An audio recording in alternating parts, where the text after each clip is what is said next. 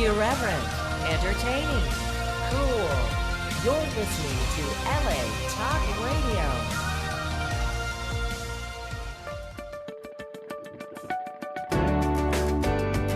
You're listening to Get Yourself the Job with Jennifer Hill and Brandon Maslan, only on LA Talk Radio.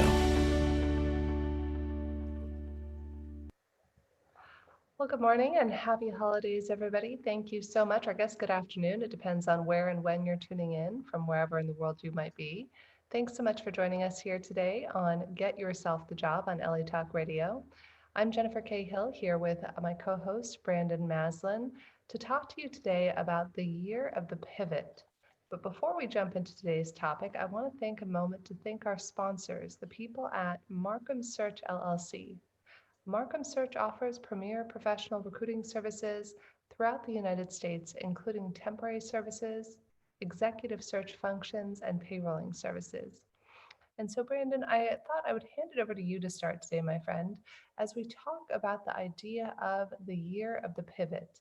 And as a quick little side note before I hand it over to Brandon, for any of you out there who might be tuning in live, listening on latalkradio.com, you can also tune in live on LA Talk Radio's Facebook page and ask Brandon and I live questions on this or any of our live shows. Most of the shows that we do are 100% live, and we're happy to answer any questions that you have on the Facebook page on LA Talk Radio. So we look forward to hearing what questions you might have for us. Perfect. And yeah, I always like to say I prefer a dialogue or a facilitation rather than just talk at. So that's why I love doing this with you and the engagement we get from sort of our key audience members. Yeah, the year of the pivot. This episode, speaking of pivot, we have a guest. We're going to talk to them later in the month. So they were not feeling well today. I think they'll be fine. And it's a reminder that pivot is not a bad thing. It's a good thing. And I think it's so important that 2020 has been for so many people and industries and society at large a pivot year. As Sean Layden, one of our first guests we ever had is when we co-hosted, said, everything before 2020 is now sealed in amber. There's no, what people said, going back to normal, getting back to normal. That's done. Normal is done. The workforce is going to be more virtual moving forward. We're going to be more careful. There's things that are just done, including things that came out of Black Lives Matter and things of the sort. There is no going back. There's only moving forward. And I think the sooner we can appreciate that in our lives and in our careers, the happier we'll be. And I think that's scary. I think change is scary for a lot of people. And one of the reasons I'm grateful for today was I've been thinking a lot about how the last guest of the year will be Amy Miller, who's a co-founder and artistic director at Transcendence Theater. And every year we do an artist summit. I always get looped in somehow, even when I was a lawyer, with all the great Broadway actors and movie actors and artists I know. And one of the great gifts is they always are dreaming big. They're always thinking bigger. And I realized that in the midst of the chaos of the end of the year, this is the first year in a decade that I didn't name my year. I didn't put an intention behind it. I just sort of charged into it. And I thought to myself, well, that could explain a lot. I don't think I'm responsible for 2020, but it's certainly Brandon Maslan. Yeah, I know. It's me. No, I'm not that powerful, but I do think that, one thing I do think is if you don't choose your path or a destiny, it will be chosen for you, and the old joke is if you tell the universe your plans, it laughs. So, that doesn't necessarily mean you'll get everything you want, but it might mean that you accomplish what you need. And one thing in forgetting to name this year, in the hardest year of my life since my mother passed away, is this. It has been the year of the pivot for me. And I just love that this episode, and having a guest that couldn't make it, made me realize that I did have a name of this year. It was chosen for me, not by my choice, obviously. And it reminds me that since the very beginning of COVID breaking, I had the same quote for every corporate training I've done, whether it's for 10 people or 1,000. And it's a Michelle Obama quote that says, whatever you're going through, just know you are not alone. I almost thought about today and I thought, whatever you're going through and whoever you are, there's someone identifies, someone sees you and feels you. And I think we've all been in a universal year of a pivot. I don't think that's unique to me. Next year, we'll talk to Amy. I'll definitely choose my year. I'm not going to risk it again. And yet I'm grateful. I left my job after 6 years. My wife just left her job after, I think, close to 5 to 6 as well. So many things have both been hard and yet better. And as a client said early on, there's no point in surviving 2020 if you're not going to thrive in 2021. And she meant that in career, obviously not in the traditional sense that a lot of people are battling health issues. And it's just been a scary year for a lot of people. And I just wish everyone to that point, health, wellness, and in every sense of that word, both physical, mental, and career. So I'll turn it back over to you. But that's kind of what we're going to talk about today. And I think the theme of the month, setting ourselves up for success in 2021 to thrive. So powerful and wise, Brandon. I was sitting here just ruminating on what it was you were saying. I think that pivoting is an interesting concept because pivoting in my mind actually suggests the idea that we have choice. When we're pivoting, it's almost like a conscious choice that we're choosing our perspective. There are many things in life where we can resist the direction that something is going. It's funny, earlier today, I host something called the Coalition for Global Unity, which is global meditations with world leaders from around the world. And Dr. Jenny Whitelaw and I, who previously worked at NASA, we were talking about a very similar concept about how do we work with the direction that life is having us go. And I think that no matter who you are or what this year has been like for you, and let's not just talk about this year, but whatever led up to this year. This year I know has been challenging for many, and some people have experienced great growth and success. And whatever that looks like for you, know that it's okay and to allow yourself to be where you are and to choose where you are. Years and years ago, there was a program I was in called Landmark Worldwide.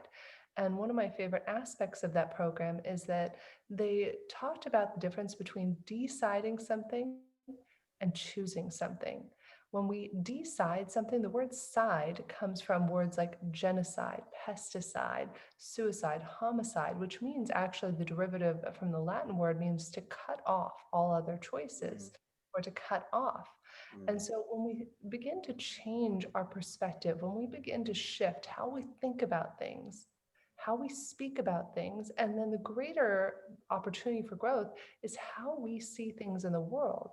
And when we choose things the way they are, when we choose to pivot rather than react to the pivot, when we respond to the pivot rather than get angry with the pivot, you're choosing the thing the way it is. Even your boss, let's say right now, you are working for Cruella de Vil, and even though you might not have to see Cruella de Vil face to face every day, it's still like nails on a chalkboard to you every day.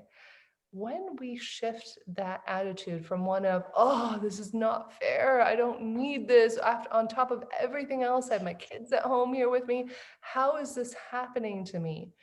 And when we shift that mentality from something is happening to you to, I choose Cruella de Vil because I choose Cruella de Vil, or I choose COVID because I choose COVID, I choose losing my job this year, whatever it is, the moment that you choose something the way it is, rather than resisting it or wishing it would be different, that's then where you can begin to speak your next year, like Brandon was just saying. That's where you can begin to say, oh, if I could create anything, how would I want 2021 to go?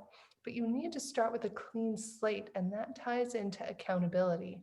Until you can first be accountable and say, hey, I'm over here, I'm doing the best I can, and without blaming anybody else, I am going to actively participate in choosing how my life is going to go in 2021 and for the rest of 2020. What are your thoughts, Brandon? I love that. I've never heard the decide, that to cut off all other options. That is a beautiful, very important point.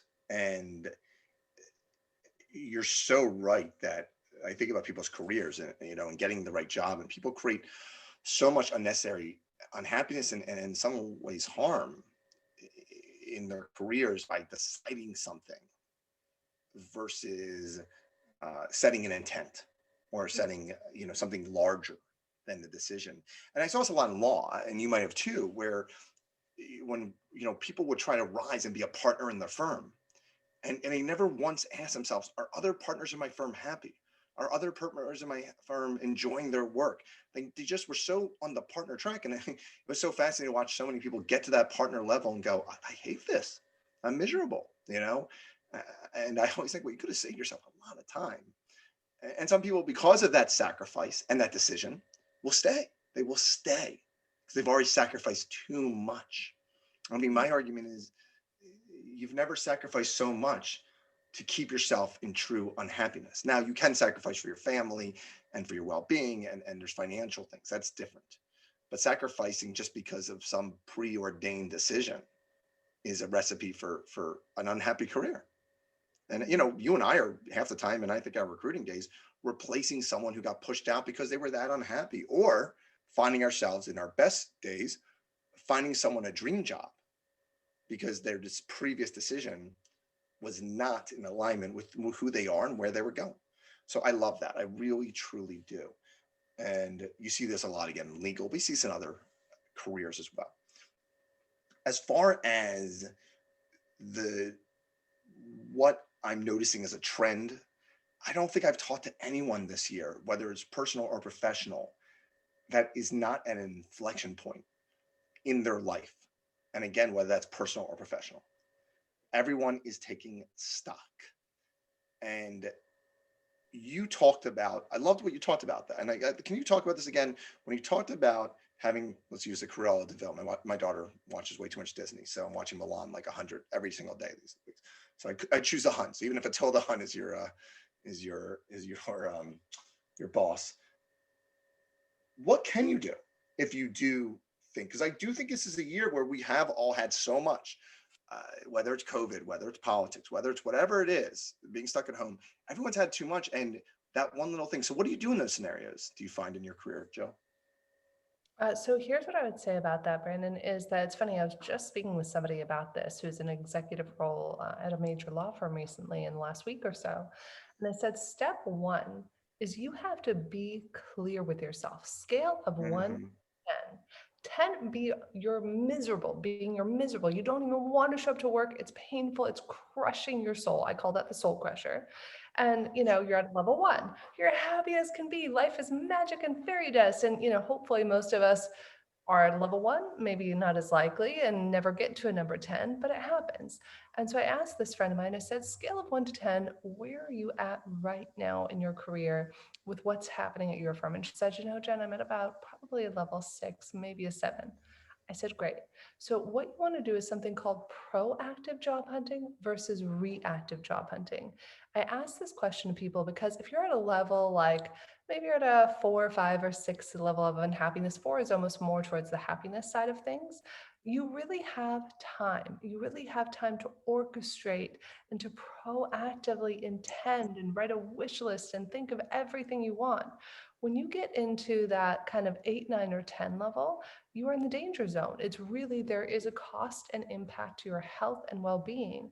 And so when you want to really start to observe, if you start working for a Cruella and you notice that week 1 or month 1, that you're at a level 8, 9, or 10 of suffering, I recommend take off the Band-Aid as quickly as possible. People often ask me, should I stay in a crappy job, Jennifer? Should I stay in a job where I hate my boss and I'm miserable going to work every day? It is probably going to be 1 out of every 100 people that I would say to stay in that job, because who knows, there might be some sort of lesson you're meant to learn there, which is going to be a more rare sort of case. But if your heart and soul are hurting and you really are getting messages like you're tripping and falling on your way to the office, the universe is pushing you back and saying, this is not good for you, you're having health issues, then you might want to internally reflect and say, is it in my highest and best good? And if you're at that level 8, 9, or 10, whether it's a week, a month in, a year in, etc., do some soul searching, talk to your family, talk to whoever is in your support circle, and make choices that are responsive, not reactive. It doesn't mean that you run out and quit. It means that you strategically, which is what we're going to be talking about and really focused on January, February, March of this coming year, is the A to Z, all the components of everything you need to know to be able to find not just a good job, but a great job that you love.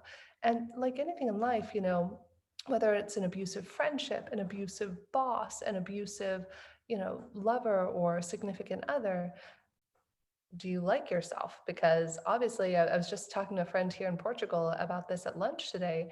If you're in those relationships where people are not honoring you, the question you have to ask yourself first is, do you like you? Do you love you? And the more that you practice that self love and you learn to care for yourself, the healthier the relationships will be outside of work because you just won't have the space. You'll start attracting different levels of people. So, in the short term, strategically talk to your team or to whoever is in your life who would make that choice with you. Then choose what you want, pick a timeline by when you want to be out of that situation, and take action steps every day instead of sitting around and complaining about how crappy life is. Choose something different and choose the person for as long as you're working with them until you can safely reroute and exit to something else. Does that help, Brandon? That helps a ton. And for the audience, and it resonates for me, I'm sure, or I know. And it reminds me of some of the advice I give to a lot of my clients, which is, you know, whenever possible, don't walk away from something, walk towards something Oh, right. whenever possible. However, to your point, it's not always possible. Sometimes the best thing you can do is walk away from something, because it's only then that you're away from something that you actually see where you're meant to go.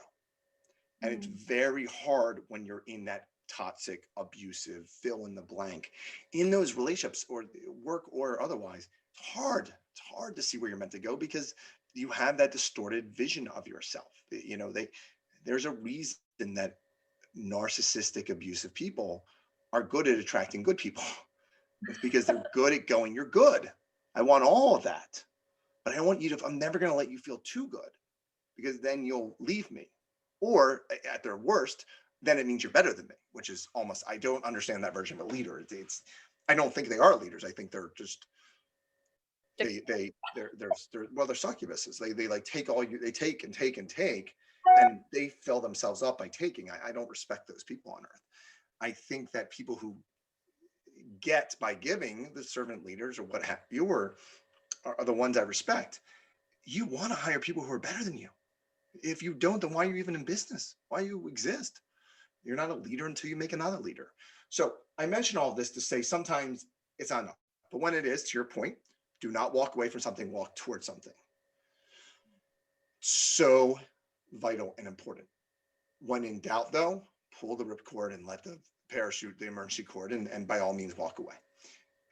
When you get clear, I loved what you talked about, right? I talk about this in the work and a lot of the principles I talk about, which is the power of three, which is you talk to your friend, a family, and a colleague, a family member and a colleague, and you ask, what's my superpower, or what is my secret sauce, or what's unique? But most importantly to me, how do I help you? Right? What do I do for you? Why are you my friend? Why do you like me as a colleague? And they'll all tell you something different, but they'll all tell you at least one thing that's the same. That's your true North Star. And if you're not doing that thing, whatever that thing is, strategic, connector, empowering, inspire, you fill in the blank, you're in the wrong career.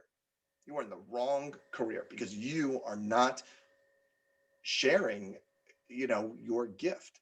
A really cheesy coaching metaphor. When I first became a coach, I had tons of them. I miss the early days of coaching because all butterflies and rainbows, and now I'm more cynical in that. I thought about this today. I went from being a cheerleader for people to being a sparring partner. Like, my world's getting a lot more, and I got to tell you, I'm having a lot more fun being a sparring partner because I think at the end of the day, I love the work of making people their strongest version of themselves. They know Mm. they're great. Let's get in there and let's do some real work. I think though, one of the analogies I used to live is not sharing your gifts is like going to a wedding, bringing a gift for the bride and groom, going to the party, and then taking it home and going, actually, I'm going to keep it for myself. You'd be an a-hole. You wouldn't do that. And yet we do that all the time for our family and friends. We have these gifts, we have these things we can do, and we keep them. And it's partly because we don't see them as gifts, it's partly because we don't recognize them, for sure. But I encourage everyone, especially if you're new to these people, I think your friend, right, that you mentioned, I guarantee you one of the reasons they became aware is probably people like you sharing what you've seen. And eventually you stop listening to the one voice and you listen to the collective voices. And sadly, so often that one voice becomes the abuser or the bad boss or whatever. And then it becomes your voice. So they become one and the same. And by the way, a good person who's going to take advantage of you knows where you're vulnerable. Someone pointed this out with a boss I had. They know where you're vulnerable and they find those moments. They don't want to see your strengths. They want to find those vulnerable because in pointing out your vulnerabilities, they get to feel like they have the answers and they're stronger. I could not tell you, and I think you're the same, how opposite I am in life. I am, what are your glorious strengths? What is makes you magical? I know where you're weak. You know where you're weak. But if we empower this, we're going to crush this other thing. And if you can approach your career, and and I think lastly, people go into interviews without pivoting, and they'll go into the next interview and point out all unintentionally all their weaknesses without sharing any of their strengths. What do you think you've seen? What have you seen in an interview process when someone makes that decision, that the site that we don't like decision, someone sets that intent? When they set their intent, what's the difference that you notice in how they're showing up in interviews, or what's the difference in the jobs they get?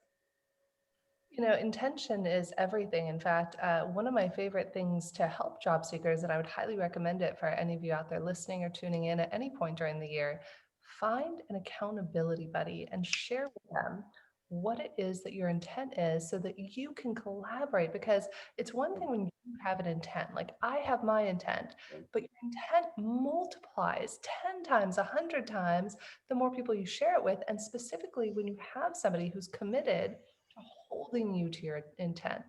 So one of my favorite things to do every day is before any single day I make a gratitude list, which is a whole other thing, just to ground my day in gratitude. And then I set my intentions for the day. And, when we're doing an intention, and I'll ask job seekers before they go in, I'll be like, who do you want to be in this interview? If I could just poof, give you magic fairy dust, how would you want that to go? Do you want to be authentic? Do you want to be engaging? We often think about doing things. We think about, oh, I'm going to do this, I'm going to have the right job. But who are you going to be? Who are you being when you go in there and you really resonate with the people you're interviewing with and the team you're meeting with? Who are you being? Maybe you're being authentic. Maybe you're being inspiring or connected. And I invite everybody to, number one, set that intention before any interview you ever go in. Before you ever start a new job, who do you want to be in that job? I do it before any interview, TV, radio, otherwise that I do. And then share that and have accountability buddies, or at least one person.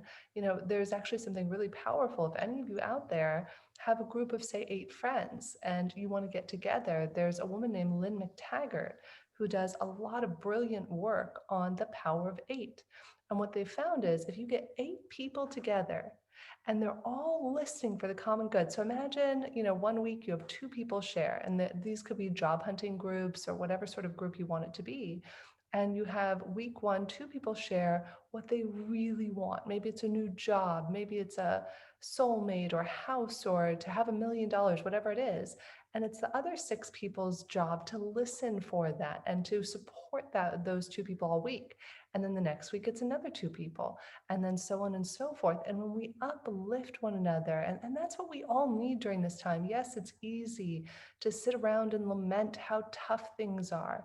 But when you pivot that mindset, when you pivot towards the positive and you are tenacious and you put it out there and you put that intentionality behind everything you do, rather than just reacting and deciding things in life, you are literally taking the reins and you're guiding the horses you want to go, rather than just letting those horses go running off a cliff with your life and your future and your job. So choose the people, choose your intentions, actively participate in the life you want to have, and don't blame people. If something doesn't go well, say, how did I actively participate in that showing up in my life? And what is my opportunity for growth? And when we do that, Brandon, then nothing ever happens to us again. Then no matter how crappy a year 2020 might have been for you, no matter what jobs you did or didn't get, nothing is happening to you. You're an active participant in it who has a say in how it's going to go going forward. Beautiful. And that accountability partnership is just so vital.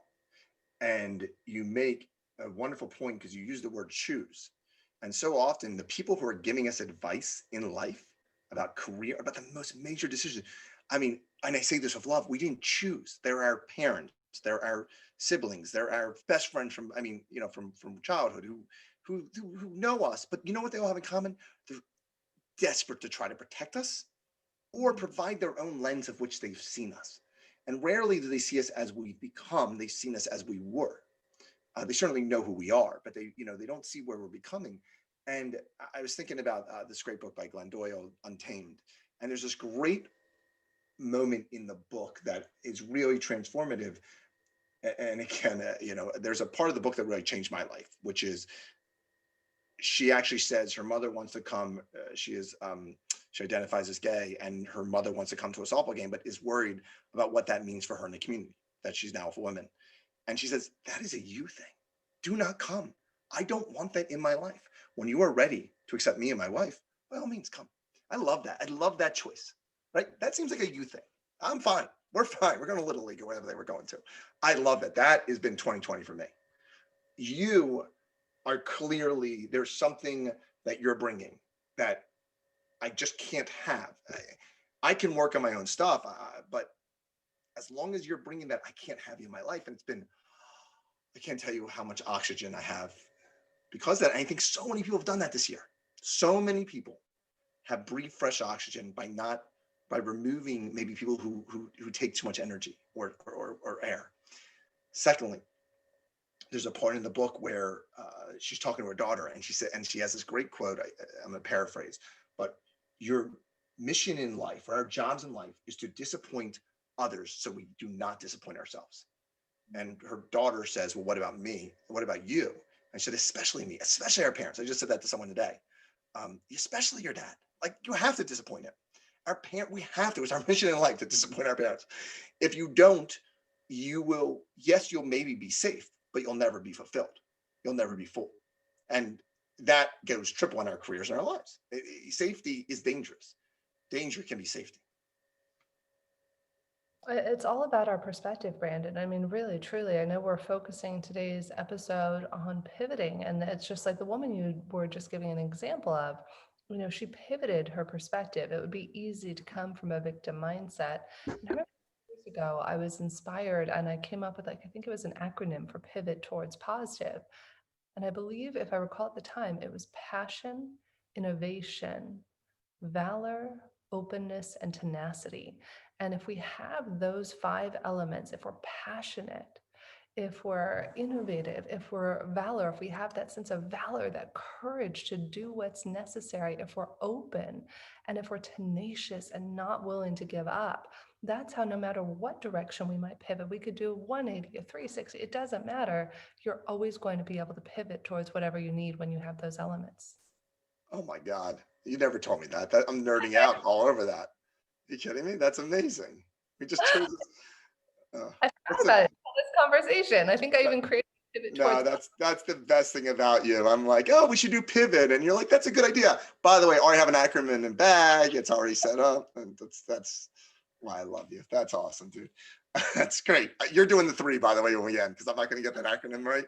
So you're on deck, just so you know. That's fantastic. Valor. What a beautiful word. I love, especially I've talked to people about professional brands, and I've switched that over to the idea of professional identity. We could talk about that on another show. And one of the things that geeks me out on someone talking about who they are, how they're showing up in the world, is when I don't hear a word that I've heard other people say or haven't heard it a lot. And valor is a word that I just don't hear a lot. So it's going to be my new earworm. Can you identify that? We always ask this of our guests. I'm asking you. Can you just define what valor means to you in a career or otherwise?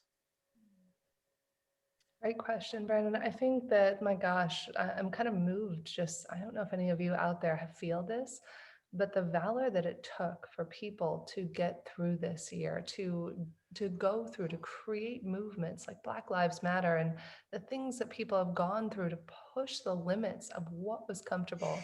To me, valor, it's almost like Lancelot, like this knight that no matter how daunting the dragon or the army or whatever it is might seem, David and Goliath, that's valor, is just trusting that you have there's a strength and a courage. For me, it's like the combination of the strength and the courage and the action all married together that gives somebody the capacity to defeat the dragons, the lions, to slay the beast and to slay the beast within ourselves. I mean, that's really when somebody overcomes something. I heard a beautiful podcast today on Weekly Energy Boost talking about, we all have our own addictions. And I'm not just talking about drug addictions, I'm talking about addictions to attention, addictions to shopping, addictions to, video games or whatever it might be. And when we have the courage to be honest about our not shortcomings, our opportunities for growth. I don't even want to call them shortcomings. To me, that's an act of valor, is number one, acknowledging that there is something within you that you have the capacity to work on and transform, and then to take action on that thing and to know that you might fail. You might try to, storm the castle. You might go out there and you might get rejected. You might get rejected 100 times for your dream job. And are you going to have valor in the face of that? There was a gentleman, an Australian artist, I'll never forget, Brandon, that I was having lunch with one day in Marina Del Rey. And we're sitting there having lunch, and he tells me that he wanted to be the highest paid living painter. And so he showed me, he had a picture on his business card of his first painting he was trying to sell. And he knocked on door after door, and people just ripped him a new a-hole. They said, "Your art is crap. In what world do you think you're going to get paid $1 million for this?" And people were just completely putting him down, saying that his vision was BS and that he had no talent. And that happens to all of us at some level in our life, whether it's our parents or a boss or whomever. And yet he kept being tenacious, and he knocked on every door. And I kid you not, Brandon, he heard 10,000 plus people say, "You're crazy. I would never pay $1 million for your art." Guess what, though? One person did, and he is now one of the highest paid living artists in the world because he believed in himself and he knew the value of his art was over $1 million a piece. And he stuck to that and was courageous and tenacious and passionate about it. And because he was willing to do all of that, the man is worth tens of millions of dollars. Yeah, that belief in oneself is so interesting. You mentioned something interesting there. It was funny you were given Lancelot, and it's hard for me not to think about Game of Thrones, and that, because I'm a feminist, and so Brienne of Tar is sort of like, I thought about the Game of Thrones today, like that the fact that men wound up on the throne after everything is sort of the opposite of valor. And so, but my point is this: you listen to my I had family members in the military, and so I've studied throughout history what makes great men, the greatest generation, if you will. And what I find so interesting is so many of those men who win the medals and the ribbons and all the highest, they almost are all to a person say, "I'm an ordinary person who did extraordinary things." And I think about that too, because there's valor there too. There's valor in knowing that you're worth $1 million, and there's valor in just saying, "I'm an ordinary person, but the situation called for me to be extraordinary. It called for me to stand up and whatever it was, save, lives or stand." And I think about that, to your point, is there's these moments where we believe intrinsically. Maybe those moments can help us believe more in ourselves. And yet I think what we've seen in 2020, whether it's the nurses, Marvel just came off a comic book devoted to the first responders, as the real superheroes, these ordinary people who are actually extraordinary. We just never noticed them. One of my favorite things that just came out that I heard was that, so this happens a lot. So during the space race, that's when STEM became so popular in America, because everyone thought, hey, let's put rocket ships up, and that's how we can be patriotic. And then after 9/11, it was the military. It is the highest admission rate in medical schools in history this year. And I think about that part of someone who says, I want to be a part of this. I see a need and I want to protect. That to me is valor. And yet we do that so often, so little for ourselves. And I think there is valor in knowing your worth, value in protecting yourself, and then valor in helping others. So I've said valor like 27 times, so I'm getting it. It's getting tongue tied. Yeah, and haven't talked about Game of Thrones much on the show, but I figured I'd mention it for today's purposes. I just love that idea. In all of us is someone who's able to do something extraordinary. So why would we spend our entire lives doing the ordinary? Yeah, and extraordinary, it means something different to each one of us. I know Beautiful. so many Beautiful. people out there, like you might have a mom or a dad who's listening to the show and they have 5 kids to take care of and they're all at home doing homeschool right now.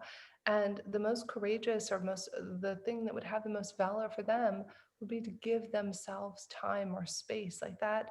That takes true courage and, to be able to have that sense of valor, whatever it took for you to get through. I think all of us deserve, if we were in Boy Scouts or Girl Scouts to get the Valor badge, I think we all deserve a Valor badge after this year, given that, we all pushed ourselves to new limits and to new things. And, there is something to be said to go back to the Cruella de Vil example. Sometimes it's in those moments where we question who we are and we question, am I even good enough? No, I suck. Clearly, Cruella de Vil is telling me that I suck. And, it's in those moments, though, where we get knocked down and then, like the phoenix rising from the ashes, we come back stronger, more courageous, more powerful than we ever have. And yet, it's on the opposite side of that great hardship of having to defeat that monster, that whoever it is, the dragon, the Cruella de Vil, that you're able to rise 10 times above and then to realize, sometimes you need to go through something that is the antithesis of your dream job to know what Yep. your dream job is. Yes, I love that. And I look back on those moments, and so many clients and friends I have do too, and look back on those moments, not with a sense of relief or joy, but almost a weird nostalgia of how much you didn't know when you were that unhappy, when you were in that wrong job.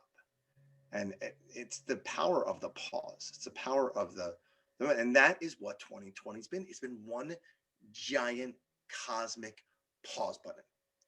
Stop, stop, stop. Climate, stop.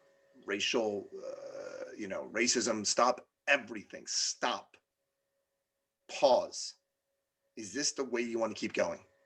Society, world, or can we appreciate what was and pivot to what can be? And we can all show a little valor in that way, a better way, if you will. Honoring the past but bringing into the future. That's one thing I think is really important. As much as we say sealed in amber, I advise people this all the time in their career.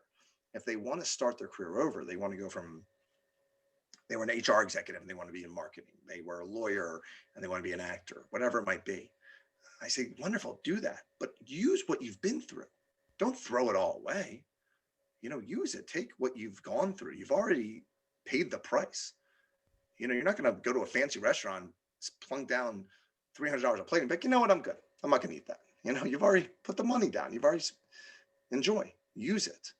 You've already spent the capital. Now, how are you going to use it? I think everyone should be asking themselves, as we head in this next year, what's the capital you built in this last year or in your life? And how can you use that to bring it forward? Whether that is we're more connected to our family or our friends, to you've realized that you're in the wrong job, to I realize I love my job. I love it. It's brought me so much joy. And how can I help the company or my bosses or the organization succeed?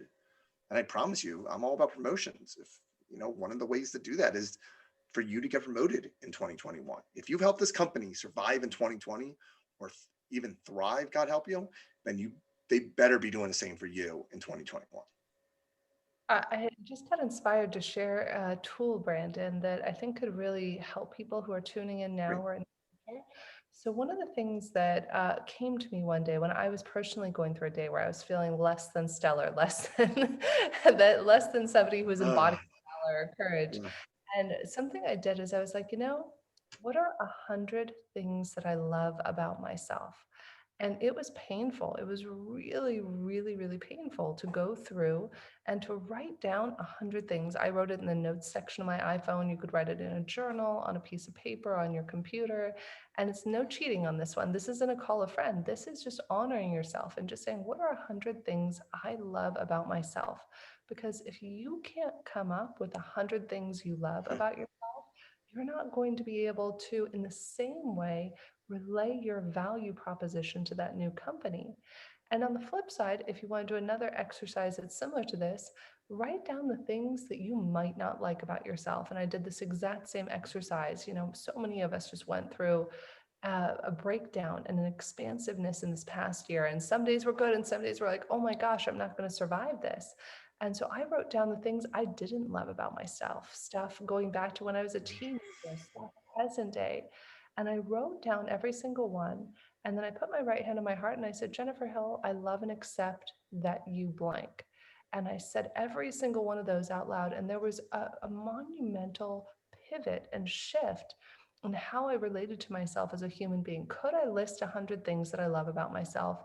And could I also list 100 things that I might not want to accept or that I might be judging myself about from prior jobs or things I could have done better?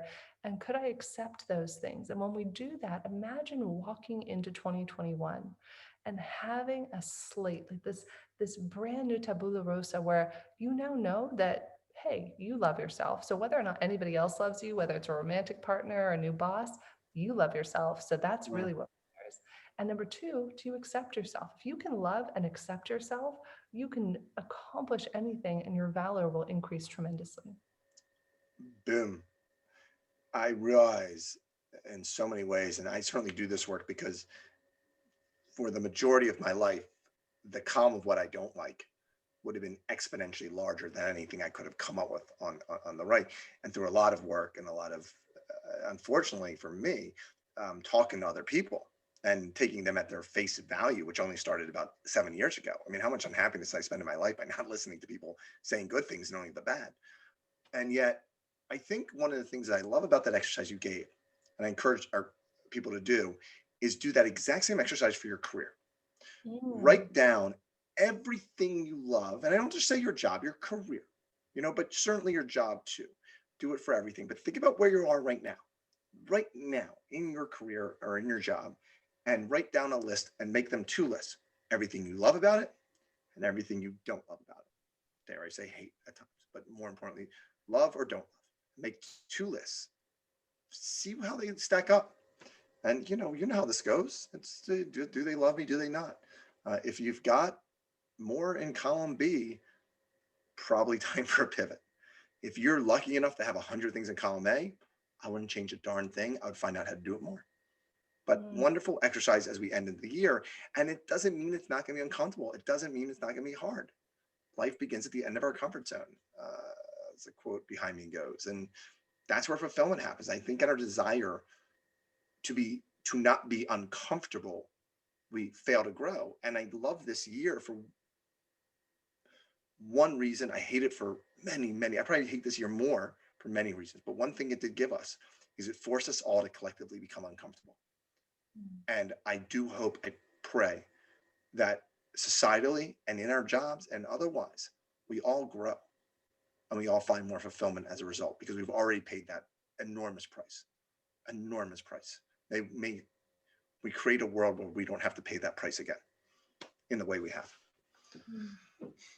Learn from our lessons. I couldn't agree more, my friend. So beautifully put. And I love the exercise that you just gave. I think it's a wonderful thing. I know we all learn differently, and some people just like to hear things. Some people like to have tactile experiences. So notice what resonates with you. It's like a coat. Try it on. If it works, fits, wear it. If not, throw it back in the closet and find another tool or item. And that's what we're going to be offering everybody who's tuning in the first quarter of this coming year is lots of tools. So put your pen to the paper, be prepared to join us. We're going to have several wonderful guests, this coming month for the holidays.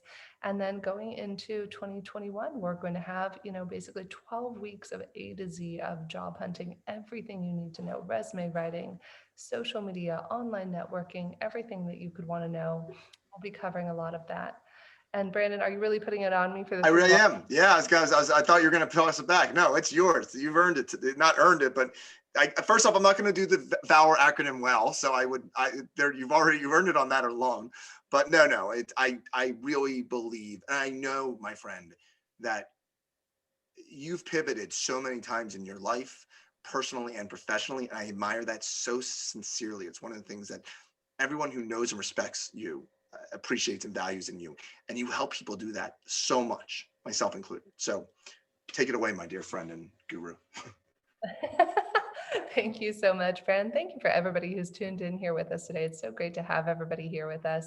And so the takeaways I would say from today's show is to know that within every challenge lies a hidden opportunity that is going to take you one step closer to the pivot that will get you to that dream job, that will get you to the top of the mountain, your dreams and wishes and fulfillment coming through. And to get there, to get through the challenges, to move to the other side, use the power of the pivot towards the positive, passion, innovation, valor, openness, and tenacity. And finally, remember that there are things you can do. Look at the things that you love about yourself. Look at the things that maybe you don't love. Look at the things you love about your career and maybe the things that you don't love. And use that as a barometer to choose, not to decide, what you want to do next with your career. I'm Jennifer K. Hill. You've been here with my dear friend and co-host, Brandon Maslan, for Get Yourself the Job on LA Talk Radio. Thank you to everybody who tuned in with us live on Facebook, on the LA Talk Radio Facebook page. And, thank you for all the wonderful reviews coming in. We've had so many great new reviews on iTunes. So thank you. Please keep those coming in. We love to hear your feedback and thoughts. You can go to Get Yourself the Job on iTunes and leave us feedback and reviews there. It just takes 5 seconds to give us a rating, so feel free to do that. We would greatly appreciate it. And please continue to tune in here. We have a great month in store for you, filled with insightful and wise guests. And wishing everybody happy holidays, happy Hanukkah to those of you out there who might be celebrating this week. And we're grateful that you chose to join us here today.